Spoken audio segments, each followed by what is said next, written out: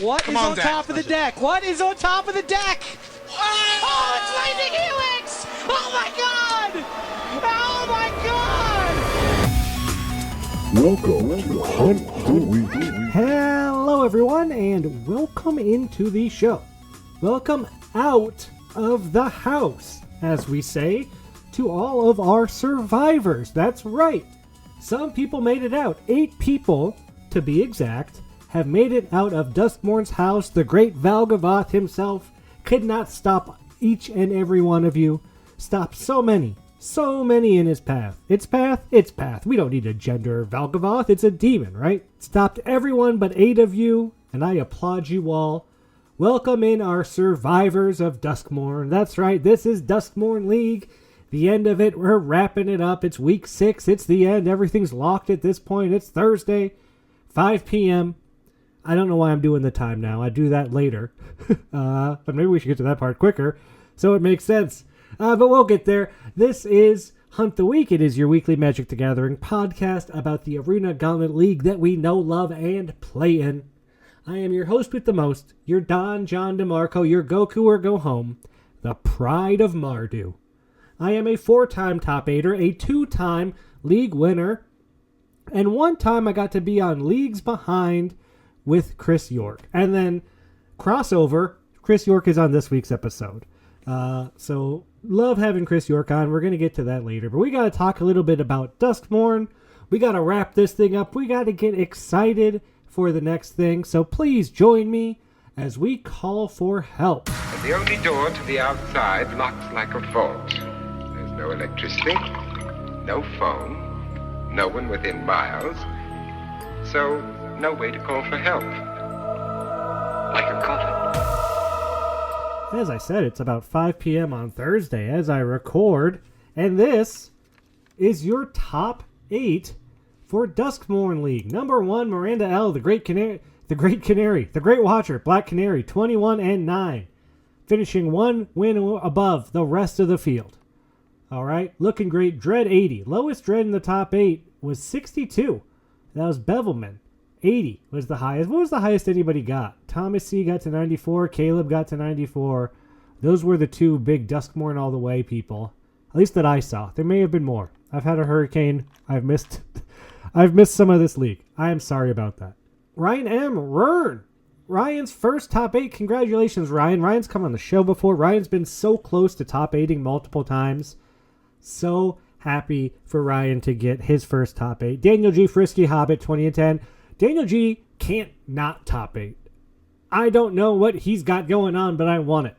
I want it, Daniel. Give me some. Yum, yum. Up next, Sawyer T. Soy Boy, back-to-back Diskers, 20-10. 72 Dread for Daniel and Ryan. 76 Dread for Sawyer. DeWitt K. Seething Octopus, 20-10. 72 Dread. Daniel M. HP Wizard, 20-10. 68 Dread. Michael B. Monkey Mage, another one. This guy only knows how to top 8, right? Hasn't he only not top 8'd 1 league? I mean, you just stop. At that some point, you just stop and you go, yeah, I've got like a 75% top 8 record, and I win leagues, and it's no big deal. But Monkey Mage, 20-10, 67 Dread, and then Aaron B. Bevelman, 20-10, 62 Dread. They haven't, announced the Mega Draft yet, the top 8, when it's going to be happening. They're going to be scheduling that and doing that soon. So look forward to that. Hopefully it's this weekend. I love it when we get it in the same weekend. And I think this is the first time that everybody in the top 8 is all from the USA. So celebrate America as you want with your favorite Disker, Watcher, Monkey Mage. They're all up there. Maybe you want an Octopus. We got a nice mix of animals, people, and fictional characters, actually. Duskmourn League has been super fun. I really loved the set. I think the Dread mechanic worked out pretty well. Again, Valgavoth matches were super great. This has been a really cool one. But I am ready for the next one, the Foundations League, which is coming up. This is not Foundations kickoff, so we're not going to get into it too much. Oh, and the cool thing about the top 8, we got to go back and say this. The cool thing about the Mega Draft. What are the Mega Draft rules? Hold on. I'm blowing through some stuff. First of all, we got to say congrats to Rookie of the League, Victor S. Congratulations, Victor. And fellow rookies, Fellow rookies Neil E., Lotus Lore, Lucas M. Finley, and Elliot H. Blobby all got top 16. First top 8s for Ryan, for DeWitt K., and for Aaron B. And pennant winner is Black Canary. She gets her automatic invite to Player of the Year. Nice to start that off. You can just coast now for a little while. In fact, stop winning so much, Miranda. Give me a shot. Congratulations. The Mega Draft is coming up. It's going to be Duskmorn, MKM, Midnight Hunt, Vow, Theros Beyond Death, and Shadows over Innistrad remastered. But the cool thing, every time you draft a rare, every time you draft it, you don't have to play it. You just got to draft it. You draft a rare, boom, your deck size increases by 1. I think that's pretty fun. It kind of makes taking, that rare at the end kind of a little bit more strategic. You can kind of like leave a bad rare in there and make someone increase their deck. You can also make it like, oh, do you really want to gamble on that off-color rare you might not play? That rare land that might not be amazing? Because it's going to make your deck a little bit bigger. And you're going to be you're hoping to have at least 5 extra rares, maybe 5 to 10 rares opened in your pool. So that's 5 to 10 more cards, and that matters. It really, really does. So interesting Mega Draft coming up. Not a lot we get to see deck size messed with in League. First time it's messed with in Mega Draft, and the fact that the cards you take change it, very exciting, very cool. But Duskmorn is now basically done. Next week we hopefully. Next week we get the winner on, if the Mega Draft is this weekend. But next week, we're kicking off Foundations, the Plane Chase League, Plane Chase style. They got, and spoiler from my interview, they can still be adding some planes to this. Chris says they're not done until the league starts. Until the league starts, they reserve the right to change or add any and all planes they want to this. And it's going to be a cool one. Every week we're getting a new plane to go to. We all get together at a certain time on Wednesday nights and watch them spin a wheel, and then we can all panic and freak out, start rebuilding and practicing. It's going to be really cool. It's great for the community, and they're fun leagues. They get real weird, they get real wacky, and they're fun throwbacks to the last year or two or however long of leagues and Magic sets that we've been playing. It's a nice throwback, right? Hey, remember this league? Well, here it is, like for just 1 week. I'm very excited for it. So let's go ahead and let's figure out what is your favorite scary movie. Well, I'm getting ready to watch a video. Really? What? Oh, just some scary movie. You like scary movies? Uh-huh. What's your favorite scary movie? I don't know. You have to have a favorite. What comes to mind? That's right. I had on Chris Yorke on Games. Chris, if you don't know about Chris, you should start there before you get to the podcast, right? Chris was the inventor of the league as we know it. The TO tournament organizer, was on the LC for a long time. He was the head of Lorehold and Strixhaven Family League, my first league. Me and Chris really bonded there, and he kind of brought me in. He does his own podcasts. He has 2, right? Leagues Behind and Leagues Ahead. So he looks back at leagues in the past, looks at leagues coming up. Chris works real hard. Chris loves Magic. He loves game design. He likes things to be interesting. He doesn't necessarily like things to be fair, right? Chris likes things, I think, interesting more than fair. He likes to rock the boat, like a little bit. And I think it's wonderful. And Chris was the person who first brought in Plane Chase League for the first time, a year ago. And it was a great time, a great league. It's a really, really fun one. And I got to talk all about how this came to be, find out some planes that didn't make the cut, talk all about it, get some league history. It's always great having Chris on the show. Go ahead and listen to my interview with Chris Yorke now. All right, everyone. Join me as we figure out what is your favorite scary movie with none other than Chris Yorke on Games. Welcome to the show, Chris.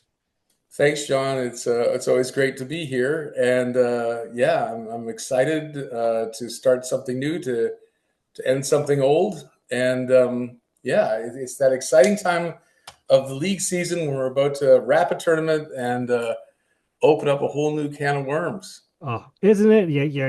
I know me and you, we're knocked out. We're sitting around, we're waiting for the next thing, right? Like, and it's coming up. We've got the foundation rule set. We've got the sign up sheet out. I want to know. I want to know about foundations, Chris. How did we get here? How did we get back to a planes chase style league?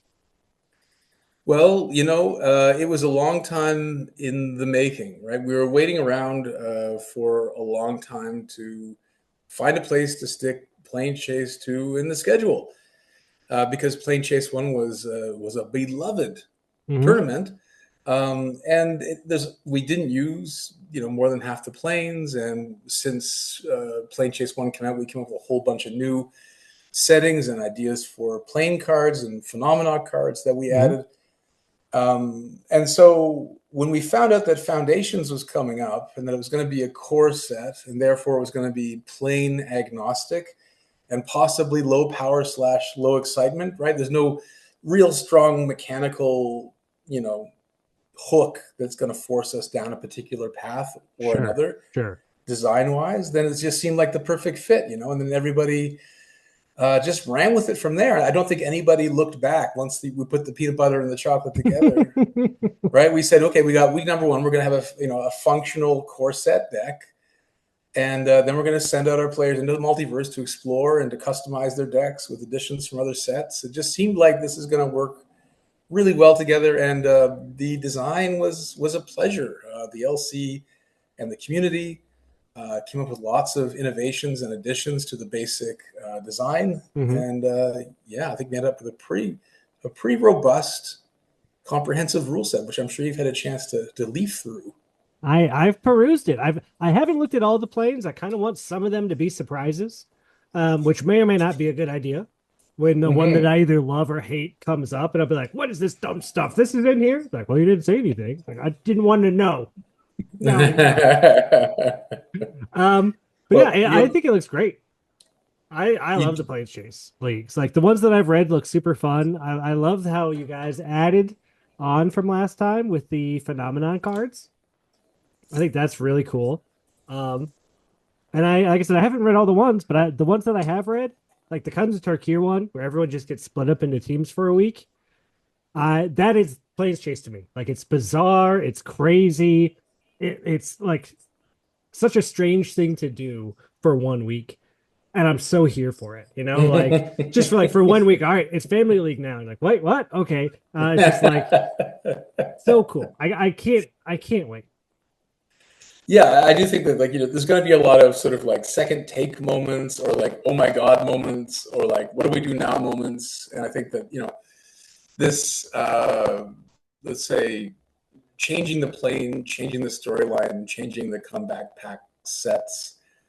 I think all of this kind of like adds to the drama and the excitement, and the fact that there are planes that you love and there are planes that you hate, and there are planes that you're lukewarm on, means that when they spin that wheel every Wednesday evening, there's a moment where the community can, sort of gather around the campfire. Oh, yeah. And gossip and strategize and complain and commiserate and dream for what's coming up in the next week, So yeah, I'm looking forward to that too. Do you have a favorite plane, John, that you have seen so far? I guess Cons. I would say Cons is my favorite that I've seen so far. Like it's, and isn't there? I want to say the MKM one. I'm also intrigued by because it gives you clues. So I assume you're going to get some kind of little riddle or something to solve. Which, I mean, I loved MKM League. Like, bring on more puzzles. Like that was really fun. There may or may not be another master detective sort of making an appearance if we end up rolling that. Oh my gosh! Could you imagine if Mr. Alquist Prof himself came back? Oh, the server would freak out. That's for sure. Everyone would love. Like, he's an icon around here. And same thing with the general store, or the saloon keeper. Yeah, the saloon. Right. If you see him back, that'll be something else again. Right. So. It's sort of a call back to some of our more flavorful leagues and league mechanics, and I love the callbacks. It's a little meta, right? Like it's a little meta, and I love that. Well, we put a lot of work into our previous tournament offerings, and we kind of, because a lot of our player base will have already kind of internalized those rule sets or those settings. The plane is, I suppose, in Brave New World and Mark Rosewater terms, grokkable, right? It's easy to get. If you played in, Outlaws of Thunder Junction tournament, you get the general store. Therefore, you get the general store plane. Yeah. Pretty straightforward. Do you have what's a favorite? One that you've really been looking forward to? I know you helped create a lot of them. Are there any that you really want to see? The favorite one that I'm directly responsible for probably is the Gateway Plaza. Okay. Right, which is we took two. We basically for that week you get 2 comeback packs for every loss, but don't get too excited. I'm excited. They're guilds of Ravnica and Ravnica Allegiance. So you get cards from all the 10 guilds, but then the color identity of the guild of your choice becomes the deck restriction build. So you have to choose a guild. Oh boy! And you have to play a deck that sticks strictly to those 2 colors. So it does put your deck on rails, but it does give you numerous tools for rebuilding every time you take a loss. So that's simple, but I mean, and it's also kind of like we haven't played an online league with guild affiliations, and these will be kind of loose guild affiliations. Sure. Just change your guild between games in a match if you want to, but still, it's kind of nice to play in that space. That's cool. In the plane that I didn't design, that I am the biggest fan of, I think this might be a Caleb submission. It's the Bonders Enclave in Ikoria, where everybody gets to choose a companion that's not in their pool, and that becomes their deck restriction for the match. Yeah. And I just like the fact that the old plane for Ikoria was Skysail City. It was like 80 card decks. Everybody had 80 card decks. Sure. That's just one of the 10 companions. Mm-hmm. This allows a week with 10 possible deck building restrictions. Oh, so good. Of your choice. So whoever came up with that, hats off to you.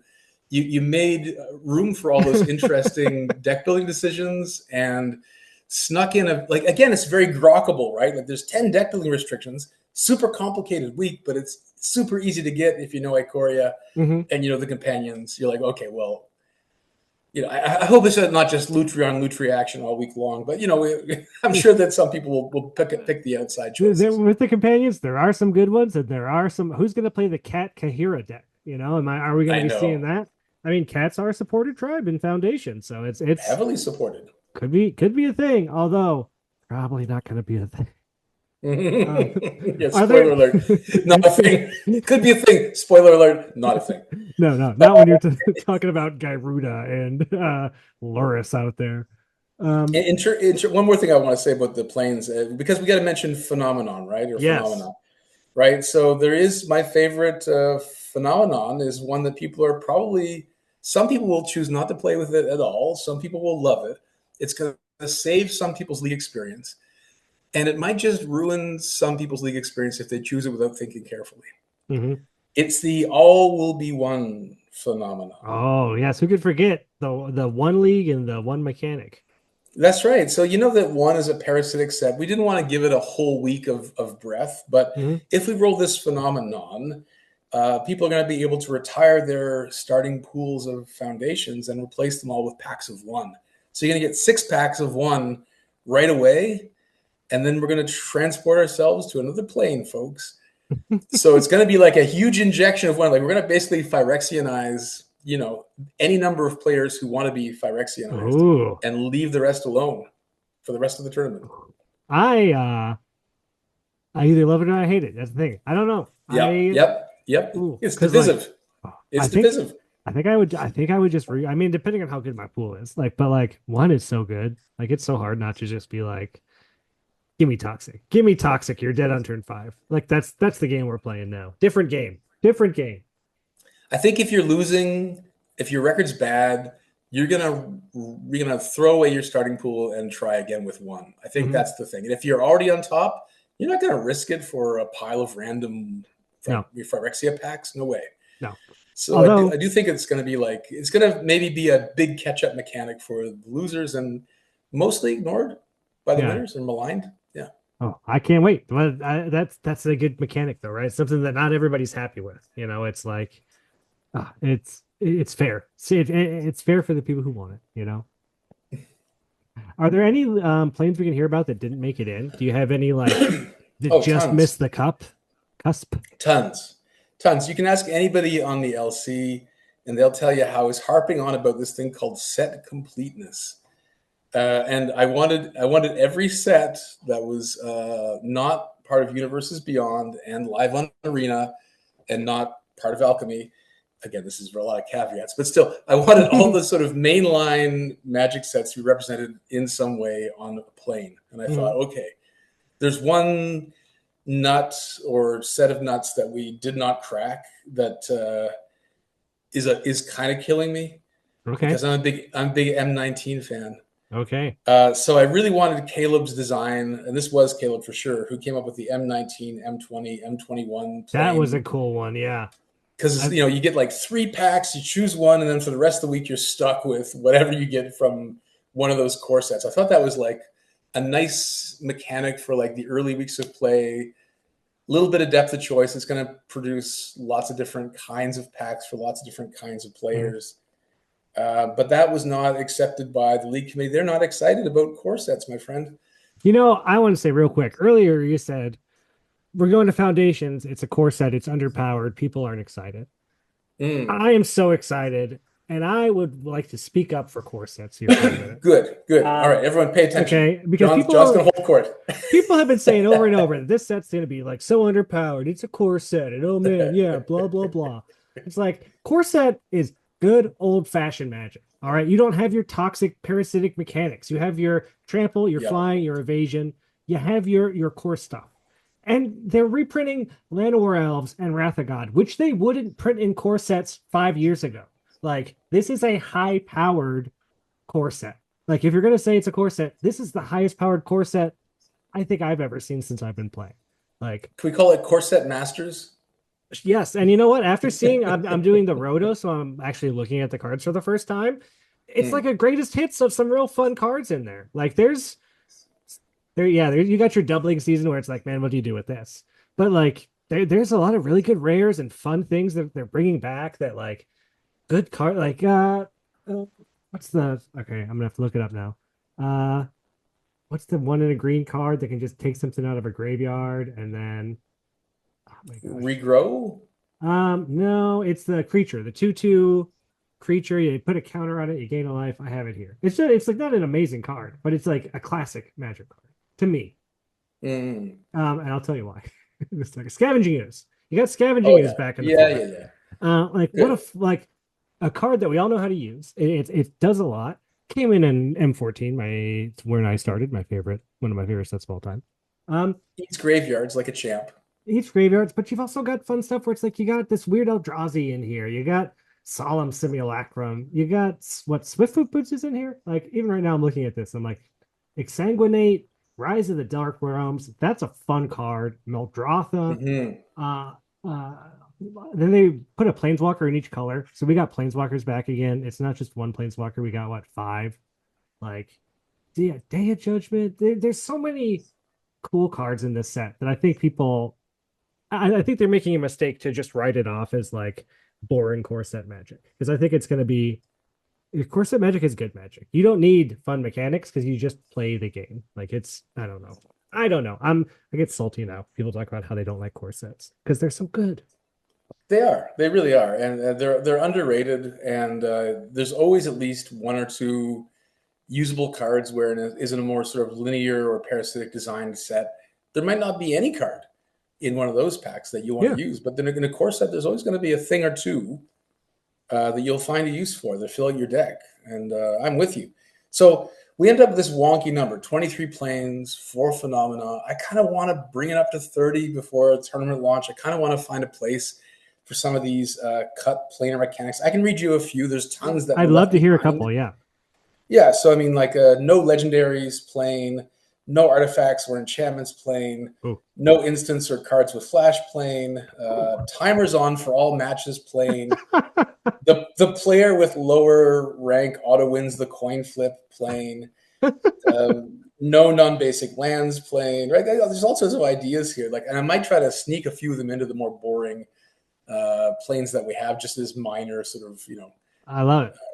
mechanics. So this is not a done deal yet, right? Up until the point the registration closes, we retain So the you're right to saying keep tweaking. we can add anything at any time. There can be a new one tomorrow. There could be a new plane tomorrow, right? So I'm holding out hope we'll find a place for some of these, pieces on the cutting room floor that I think would make for a more complete or robust tournament experience. And we're not going to fill them up with dead weight for nothing. But if we, as a committee, decide this would actually make the tournament more fun or more flavorful, then we'll probably end up doing it. So yeah, this is it's a living rule set, and what we have now is a promissory note as to what things are going to roughly look like for like 95% of the cards locked in. But there's still a few flex spots. We might see some of the discarded mechanics come back to life. Oh, if not now, then in Plane Chase 3, right? Right. There's always another chance for them to come back. Right. There's always another. There's always another Plane Chase. Well, they'll have another core set, guys, and you can be mad about that then, and then I'll be mad at you being mad. Chris, can you give us one of your classic old league stories? I love having you on. You always tell us a story. Like, you've been doing the league. You're the inceptor, right? You've been doing it forever, all over the world. I'd love to hear a fun, old-timey league story. The kids are sitting down, Grandpa. All right. We want to hear. Well, okay, I'll give it to you quick. And this comes from the beginning of league, right? So the mechanic of just like buying a comeback pack, as we call it now, or punishment pack, as we called it in the days, came from when I was working as a research student at the University of Tokyo and the cafes in Shibuya. And I'm going to take you to the finals of the first kind of structured league, because we've been adding packs to decks and just kind of like casually playing for a while. This was like the first time we actually had a finals. Yeah. And it was me and this fella named Anton. He was from France. He was also one of the research students at the International Students Residence. And, there's 8 people playing in this thing. It should really be casual, but we're really trying hard.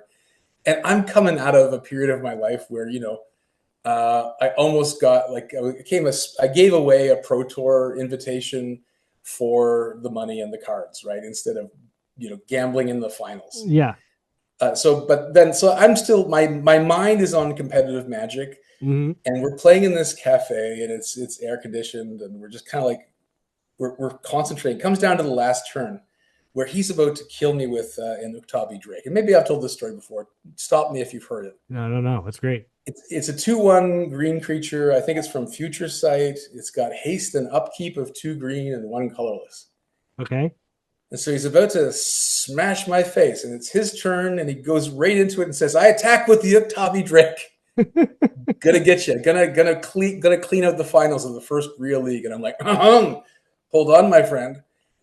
Going right into attack phase, it seems to me you've forgotten the upkeep, therefore failed to pay the cost for the Uktabi Drake. You will need to sacrifice that creature, my friend. And he was not my friend after that. He was beyond salty. He went into the deeply philosophical. He said, "Look, this is again. This was the first time we had a debate. This is not the spirit of the league." Right? Yeah.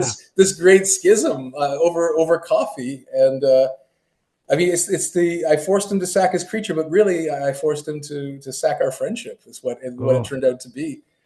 We respected each other's position on it. I was like, well, the rules are the rules. Yeah. There's no other way to do it fairly than to follow the rules. And he's like, well, rules adherence is not the spirit of the game. And I said, rules adherence is the game. There's no spirit of the game without rules, my friend. And so I tried to make it as neutral as possible, but he took it as a sort of great personal grievance. And so that was the first finals of the first kind of semi-organized league, and the first therefore grudge that came out of it. So I don't know if that's a fun story, but it's an interesting story. I love it. A little rules lawyering there, where it is like, yeah, is it, he was excited. If this was on Arena, he could not do that, right? Like it would be impossible to skip past that.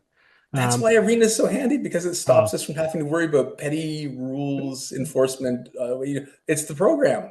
Sorry, man, the program. Yeah. When you I'm didn't playing see the prompt. You just skip through that prompt. That's your fault. Yeah, you have 6th. I'm sorry. We've all been there. We've all passed our turn on accident, or had that disconnect that we didn't want to have. Exactly. So he had a mental disconnect, and he threw the game for him. I'm sorry about that, but this, I wanted to win as much as he did, you know, Sorry, and those are the rules. the stakes have never been lower, but at the same time, like, I just remember, I thought it was like a growth moment for him. I thought I was doing him a favor. I'm like, okay, Yeah. he'll be more careful from now on. If he ever gets into competitive play, he'll Oh, he'll know never. to. He'll never miss another upkeep trigger again for the rest of his That's life. he probably hasn't because he probably stopped playing the game, I assume. Interesting note about Anton. We did stay in touch a little bit, and later on, he got a job in France. Here's the fun part of it: he got a job in France naming Pokemon in French. That sounds like the best job in the world. Yeah, so he won in the end. Yeah, he really did. He Sorry, did win. Chris. No, that's fine. Well, we got some questions from the league. We're gonna get through as many as we can. We ended up getting a bunch. Are you ready, Chris? I'm ready. Hit me with them. All right, this is from Evan. It's a little long and I haven't read it yet, so hopefully I don't stumble too much. Cool. I'm curious about how your live staff / faculty leagues have been going and if what's going on over there can relate to us at all. E.g., there's some idea or design that you've brought to your live league that you're interested in bringing to the AGL, or maybe something that's pretty typical for us in AGL, but maybe you're waiting to introduce until your live players get a little more experience under their belts. How's the live leagues? Well, I mean, I can tell you that the current league that I'm involved in is mostly me training new players at Langara College, right? Okay. And the HR bought us packs. They're paying us to play Magic, I suppose. That's there amazing. you go. This is like the Pro Tour. Yep, I'm yep. getting paid to play Magic. Yeah, it's my job or part of it. But here's how it's affected our league. So it was the HR department at Langara College that prompted me to change the punishment pack language in the rules to make it more friendly to new players. And I think maybe the comeback pack naming suggestion came from somebody on the server, but HR welcomed it with open arms because they were looking for something friendlier. And Sure. I think maybe the punishment pack branding came from a point in time when it was a bit edgier, like the league was a bit edgier. So like get a rap on the knuckles for losing, you got to go buy a pack. That's a punishment. You go get a pack. So the HR didn't like that. So that's how the real league is affecting, or how the physical league is affecting, AGL. I mean, other than that, there was I had a sort of like small pod of game design guys I met with over here in Vancouver. They work for Red Hook Studios, and we played the first physical jumpstart league together, which was a lot of fun. Yeah. And you might notice there's some scuttlebutt on the server about a real jumpstart league 3 weeks in January. I'm in the test jumpstart league right now. I'm in it. My pool is great, by the way. I opened a blue pack, a black pack, and an artifact pack. So I only have to play 2 colors. You're set. I'll see you in the finals. It's very good. It's very good. Although there's nothing crazy, but my mana is good. That's all that matters. I mean, what's your take on the jumpstart thing? Like, because I feel like not deck building is kind of it's kind of welcome change up. I wouldn't want to not deck build all the time, but it does feel like this is really easy, fun, breezy stuff. Maybe good for a 3-week experience. I'm excited to see how it goes. I don't know all the rules. Do we get a new pack when we lose? Because once I start adding in all kinds of different jumpstart stuff, it's going to get real weird and crazy. So it is going to evolve off like there is no deck building. Although I will say I already have a choice. My deck only has 23 lands in it. I don't know if I want to go up to 24, 25, which is what I normally run, and cut some of this fluff. But who am I? I didn't design these packs. Maybe it's the perfect mana base. That's my deck building choice that I have. But I'm excited. I like Jumpstart. I think Jumpstart's fun. There are definitely packs that are way better than others. And like if you put 2 of the right packs together, it's really hard to deal with. But it's still really fun. Like it's that lottery, right? It's that gamble of there's all these different kinds, and what fun can you have with it? It's gonna be great. Yeah, so I think like that's the answer. The answer to Evan's long-winded question with my long-winded answer is that, yeah, I think that the more kinds of Magic you play, the more you switch back and forth between physical and digital, the more cross-pollination can occur, and the more you can get a really good idea for what's possible and what you enjoy, and what's portable from the digital world back into the physical world and vice versa. That becomes interesting. Our next question comes from Richard K. Preacher. Favorite local Canadian West Coast dish? This is tough because Vancouver, it's obviously it's sort of lots of Pan Asian cuisine. None of it is necessarily Canadian per se, West Coast Canadian. There's only one West Coast Canadian dish that I can really think of, and I guess by default it's my favorite, but it's also not really great. My father came and visited me here in Vancouver, and he was all up about this thing called candied salmon. Okay. So we had to go to a farmer's market and get candied salmon for him to sample and bring back with him. And I'm like, what is candied salmon? And it's like salmon that's been like soaked in maple syrup or other kinds of sweet preservative fluids. Huh? Yeah, and it's like half just smoked salmon, and it's half very, very viscous, thick, sweet sludge. And you can decide, you try it when you're in Vancouver, find it at a farmer's market, see how you feel about candied salmon. I'm ambivalent. Yeah, I don't. Here's the thing. I like salmon, and I like salmon with like a little syrup or something on it. That doesn't sound bad. But when you talk about aging it and having it be just a little mushy mess, I don't know. I don't know, Chris. Doesn't sound appetizing. Yeah, I don't know either. So I don't know. I would just like when you go to Vancouver, I think you just pick like your favorite Asian culture's food. Whether they've got good Indian food here, good Japanese food. Some people speak for the Chinese food. There's also Korean. You can get tons of great food in Vancouver.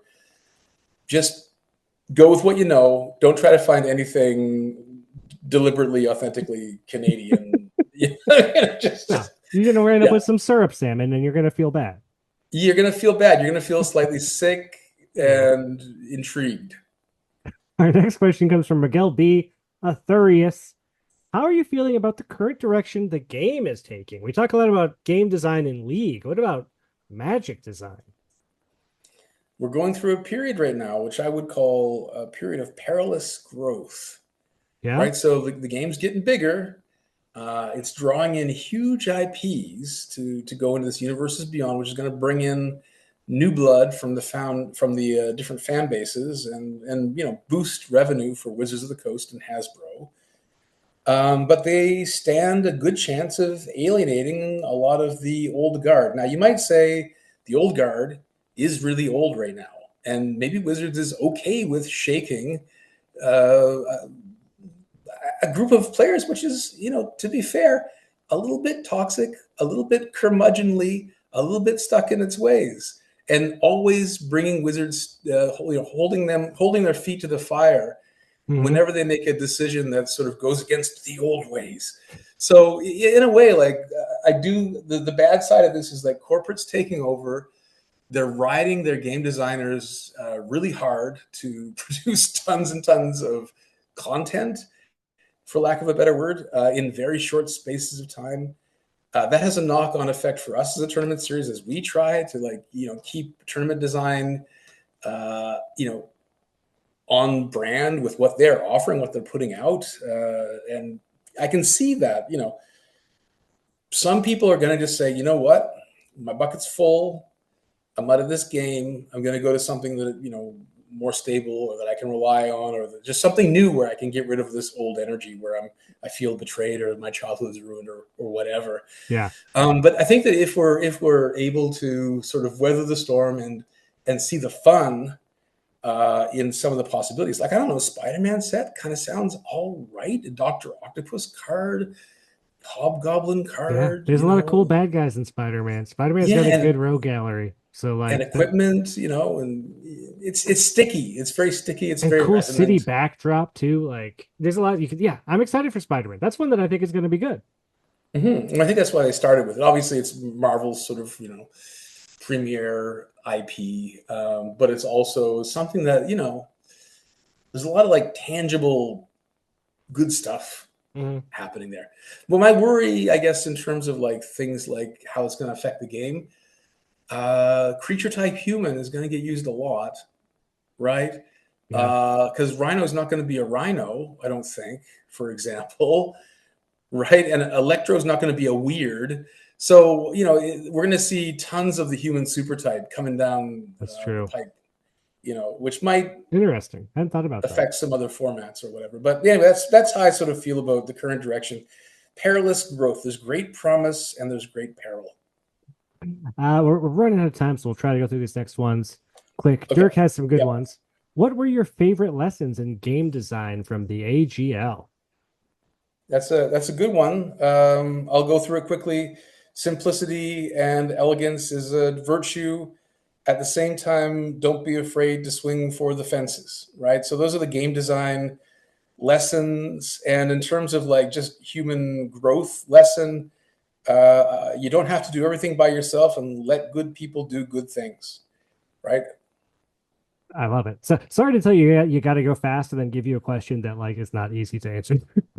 Is there universes beyond you're excited about? Is Spider-Man one that you're really looking forward to? Yeah, I think like in terms of things that are easily portable over to Magic, I think it's got to be Marvel or Star Wars. Why?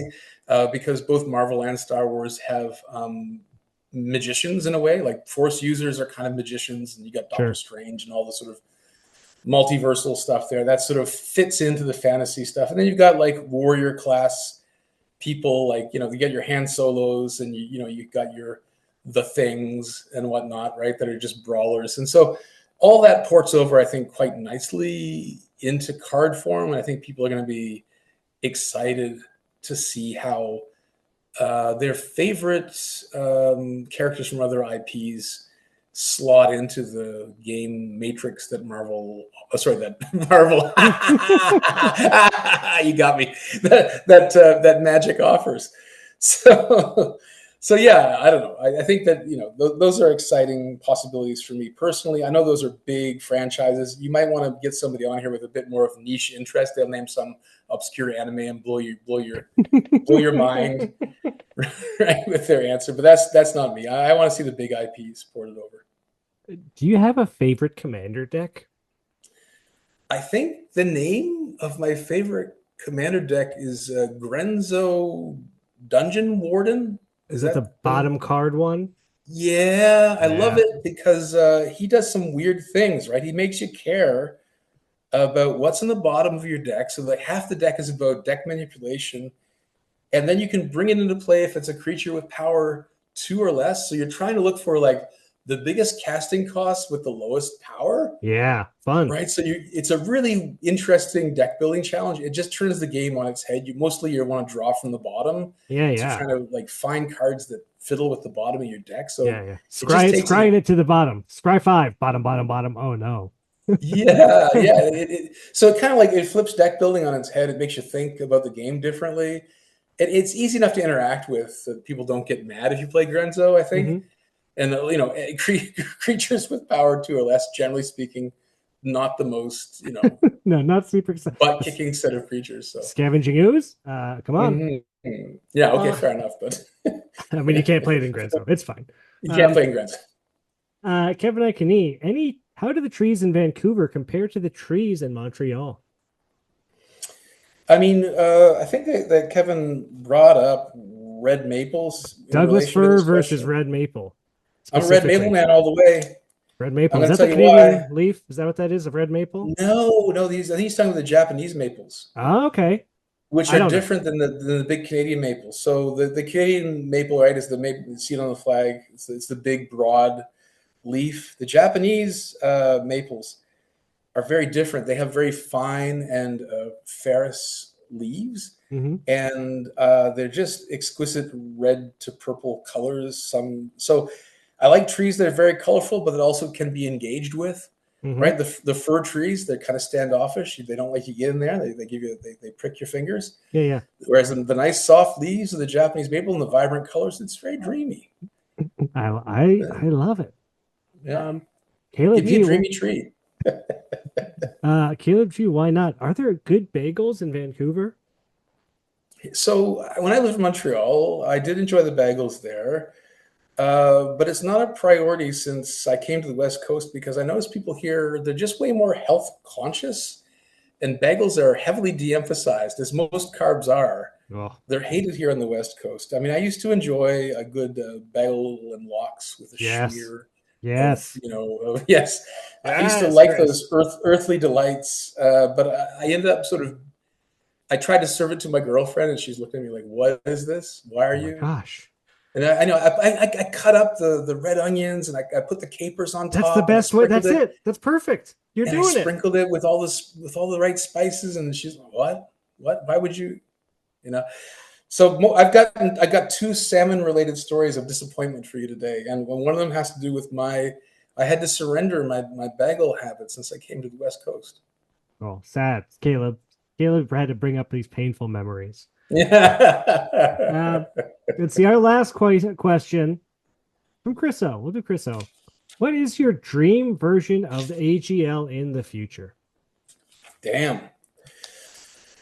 Well, I'm happy to say that this is already a dream version of the AGL, a place where people can just create their own wacky formats and tournaments and run them automatically with sort of minimal resistance. Mm-hmm. The dream version in the future, just bigger and better, right? On to different kinds of league concepts we haven't tried before. Returning to the old favorites, kind of just getting more people introduced to the good thing that we already have going. Like, I think we could have if we had like someday, and again, this is me sort of, when I said one day we'll crack 100 players, people thought I was nuts. Yeah. So let me now look ahead. I think that if we can get to a point where one of these tournaments we crack 500 players, that's going to be insane. Yeah, it would be. It really would. And you know what? I think it could happen. As they go on, they get better and better. More and more people show up. This next Foundations League, this is going to be an all-timer. You already know it. I can't wait. Chris, thank you so much for coming on the show. Always a pleasure to have you on. League founder, Lore Hold. I bow down to you, my great mentor of the league. I'm really excited for your Plains Chase League and hope you get your jump start one day. You're going to get it. It's going to happen. It's coming. The world is almost ready. All right, Chris. We'll see you out there in Foundations. Thanks for everything, John. It's a pleasure, as always, speaking with you. Again, having Chris on the show is just so easy. I could talk to Chris forever. He's easy to talk to. We've been playing together for years now. Great guy, great game designer, good head on his shoulders. Always makes you think a little bit. Chris always has a good point of view. I think he's always coming from a good spot, and some of those designs sound great. I don't know. I'm really looking forward to Plains Chase League. I know a lot of work and effort has gone into this thing, as they always do. So Plains Chase League, I don't know. I'm excited for it. Maybe I'm just ready to keep going.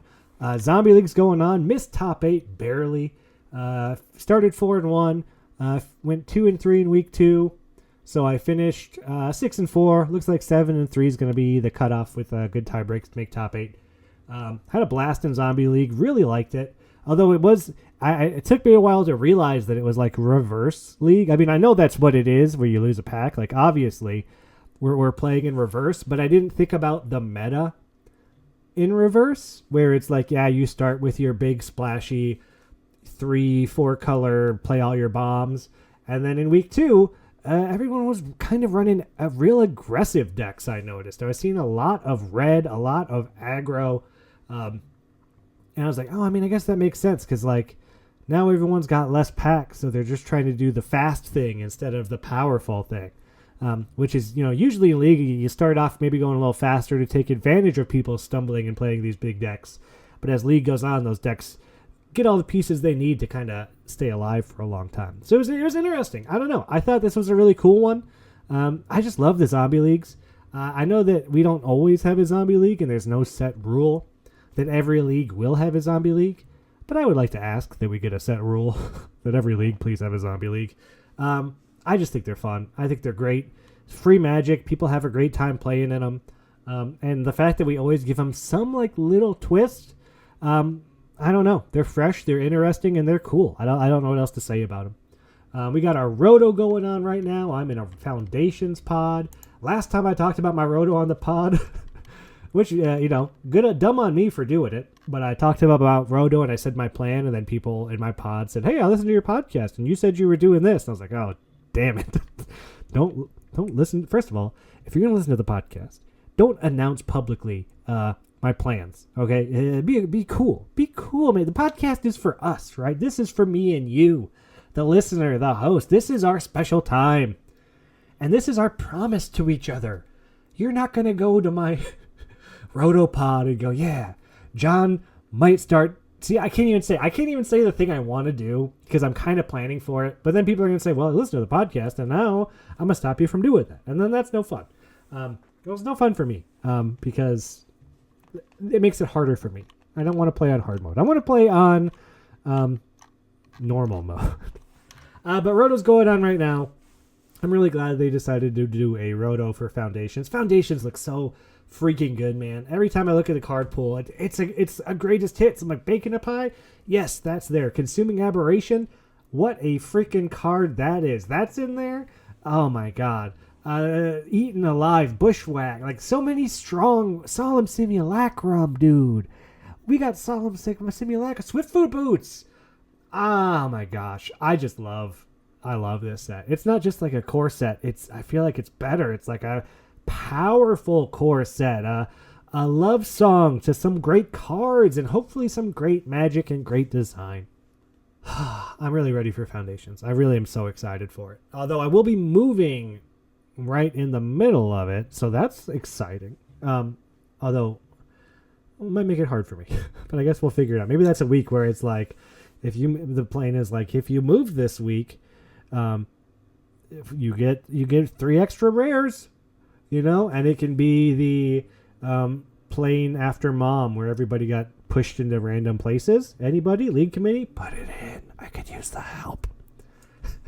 That's going to do it for the show this week. Great to have a guest back on the show. I'm sorry that Duskmorn, I feel like the podcast wasn't where it needed to be for Duskmorn. Technical issues, nature issues. But hey, we're getting back on track. We're getting put back together. Thank you for sticking with me through it. I wish you all the best. And I hope you get to keep a good 7, especially in that mega draft. That's where you want it the most, right? You want that good 7. You don't want to go down to 6. And you really don't want to go down to 5. And I hope that the shuffler is in your favor. Because I don't care how many cards you draw. I don't care how much removal you have. If you got 10 lands on top of your deck, don't matter. It don't matter. Good game. Have fun. You played your best. You can't just win every game, right? That's the beauty of Magic, the variance. You gotta have a little luck on your side. It's not just about playing everything perfectly. Sometimes it still doesn't matter if you're perfect. That's not what the game is. And that's why we play it, And I'll see you all here next week for Foundations Kickoff, as we hopefully talk to the Mega Draft winner of Duskmorn, the great survivor themselves. Until then, bye everybody.